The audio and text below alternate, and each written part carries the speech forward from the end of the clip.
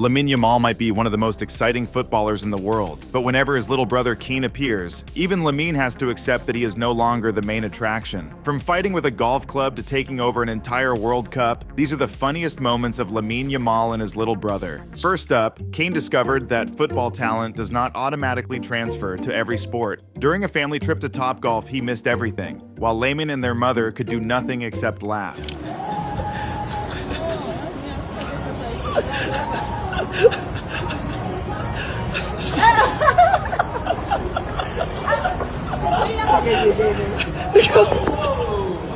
But golf clearly wasn't the right vehicle for him, because in this clip, Keyne drives past the camera in a miniature Mercedes with the confidence of someone who has just signed a €100 million contract. Even Lamine coming home became a major event. Keyne waited beside the elevator, staring at the doors until they finally opened. The moment he saw his brother, he exploded with excitement and ran straight toward him. For Keyne, Lamine does not arrive home. He gets a full stadium entrance. ¿Cómo estás? Bien. ¿Estás jugando a la Play? Sí. Di hola. Hola. And apparently, he has already started studying the Barcelona squad. When Keyne was shown pictures of Lamine's teammates, he tried to identify them one by one. Some answers were delivered with enough confidence to make them sound correct anyway. Hermanos Keyne Yamal, Raphinha, Lamine, Perdi.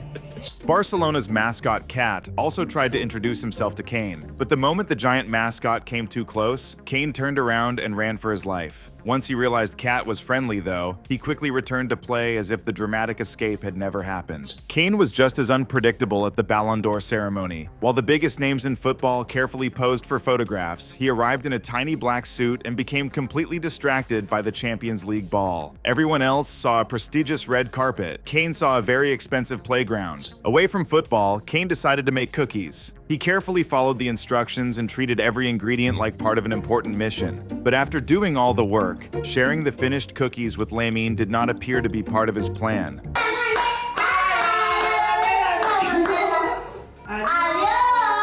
A quiet afternoon at home became complete chaos the moment the spraying started. Keyne raced through the house, shouting and sprinting from room to room while everyone tried to catch him. Whether he started the prank or not, he clearly knew that standing still was not an option. This next video proves that Keyne does not need a stadium to perform. While dancing with Lamine, he suddenly launches into Waka Waka with complete commitment. Lamine tries to follow, but Keyne is already controlling the entire show. Samina mina. Waka waka. Samina mina sangalewa. Porque esto es África. Samina mina. Waka waka. Samina mina sangalewa. Porque esto es África. Samina mina. Waka waka. Samina mina sangalewa. Porque esto es África. Keyne's birthday party quickly turned into his own halftime show. As soon as the music started, he stepped into the middle of the room and gave everyone a full performance. Most children wait for the entertainment to arrive. Keyne apparently books himself.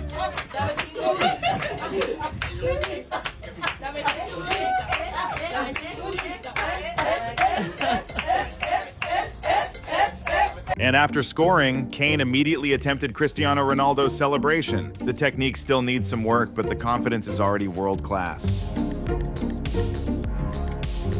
After one match, Keyne invented a training exercise that required no teammates. He threw the ball into the air, moved underneath it, and somehow managed to hit himself in the head. It was technically a completed pass, even if the passer and receiver were the same person.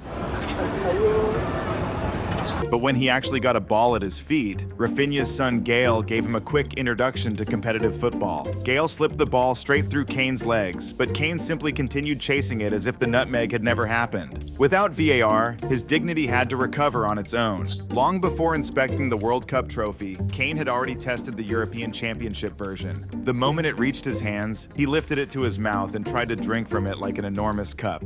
Apparently, every trophy has to pass Keyne's personal quality control check. Nico Williams also discovered how difficult it is to remain serious around Keyne. The moment they met, Keyne behaved as if they had been best friends for years before immediately turning the interaction into another dance performance.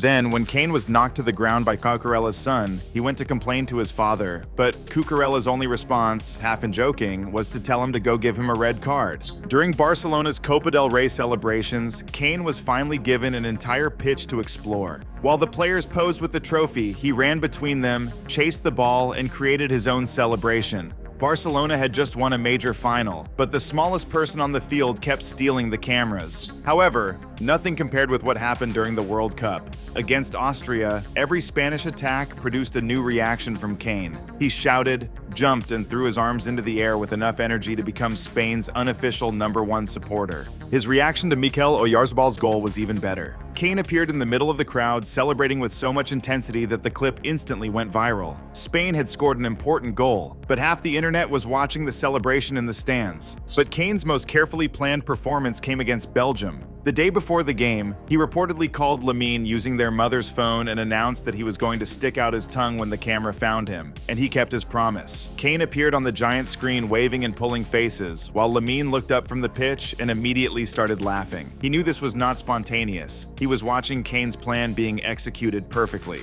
After Spain eliminated France, Kane added some psychological warfare. As the French players prepared to leave the tournament, he smiled and repeatedly waved goodbye from the stands. The victory also gave Kane another chance to find Lamine. He moved through the crowd until his brother spotted him, then jumped straight into his arms. After celebrating every goal from the stands, Spain's smallest supporter had finally reached the person he had been cheering for.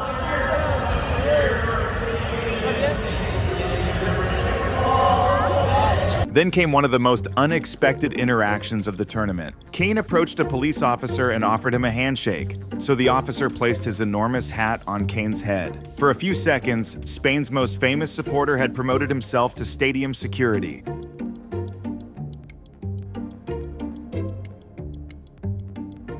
Of course, Kane also needed to inspect the pitch. Instead of simply touching the grass, he appeared to taste test it. He gave the World Cup trophy similar treatment, as if the biggest prize in football was another new toy requiring his personal approval. And the perfect ending came after the final. Carrying a piece of the goal net, Kane ran across the pitch toward Lamine, who immediately picked him up. They hugged, shared a fist bump, and posed with the trophy together. Lamine had just reached the biggest moment of his career, but once again, the celebration belonged to his little brother. Lamine may already have the goals, trophies, and attention of the football world, but Kane has unlimited energy, no fear of the camera, and an older brother who cannot stop laughing at him. Which Kane moment was the funniest? Let us know in the comments, and subscribe for more football moments you probably missed.